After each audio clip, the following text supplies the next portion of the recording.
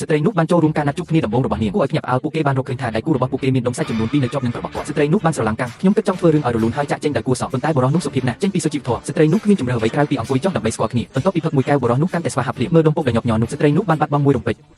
នៅពេលបុរសកំពុងជែកគាត់មិនអាចជួយអ្វីបានក្រៅពីក្រឡេកមើលរបស់អ្នកដទៃបន្ទាប់ពីអ្នករត់ទៅបានបម្រើអាហារស្ត្រីនោះបានផ្ដល់សញ្ញាប្រាប់អ្នករត់ទៅភ្លាមសូមក្រឡេកមើលដុំសាច់នៅក្នុងបុរសដោយមិននឹកស្មានដល់អ្នករត់ទៅគ្រាន់តែស្វាគមន៍យើងដោយស្នាមញញឹមគាត់មិនហ៊ាននិយាយអ្វីទៀតទេ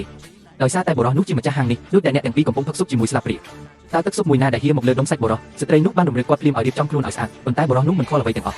ខ្ញុំគ្រាន់តែត្រដុសវាដោយដៃរួចយកវាចូលមាត់ដូចស្ត្រីរូបនោះមានការភ្ញាក់ផ្អើលយ៉ាងខ្លាំងសក់មួយទៀតធ្លាក់ចូលក្នុងស៊ុបហើយបុរសនោះបានស្រវឹងរួចទៅហើយដោយភ្ញាក់ផ្អើលគាត់ប្រញាប់រំលឹកគាត់ម្ដងទៀតបុរសនោះពិតជាដកវាចេញមែនស្ត្រីម្នាក់នេះស្ទើរក្អួតពេលឃើញដូច្នេះពេលនេះមិត្តភក្តិរបស់បុរសនោះក៏មកហូបបាយនៅទីនេះដែរក្រឡេកមើលបុរសតូចគួរឲ្យស្រឡាញ់បែបនេះភ្លាមនោះគាត់បានចាប់នាងប៉ុន្តែបុរសនោះហើមដុំសាច់នេះបានបន្តធ្លាក់ចេញពីក្បាលក្មេងប្រុសតូចភ្លាមនោះស្ត្រីនោះមានការអាម៉ាស់យ៉ាងខ្លាំងគួរឲ្យភ្ញាក់ផ្អើលមិត្តប្រុសបានសាំនឹងវាជាយូរមកហើយក្រោយពីជែកគ្នារួចគេបានរកឃើញថាអ្នកទាំងពីរកំពុងណាត់ជួបគ្នានេះមិនត្រឹមតែបង្ហាញពីអារម្មណ៍ដ៏ជ្រាលជ្រៅរបស់ពួកគេប៉ុណ្ណោះទេហើយយើងក៏ត្រូវថតរូបពួកគេផងដែរទុកជាវត្ថុអនុស្សាវរីយ៍ស្ត្រីនោះហាក់មានភាពធន់ខ្លាំងនៅចំណុចនេះប៉ុន្តែការមិនសហការគឺមិនសមរម្យខ្លាំងណាស់ទោះជាយ៉ាងណាមិត្តភក្តិរបស់ពួកគេបានស្នើឲ្យពួកគេឲ្យបុរសនោះយកព្រមព្រៀងហើយនោះជាពេលដែលកម្មវិធីពិតចាប់ផ្ដើម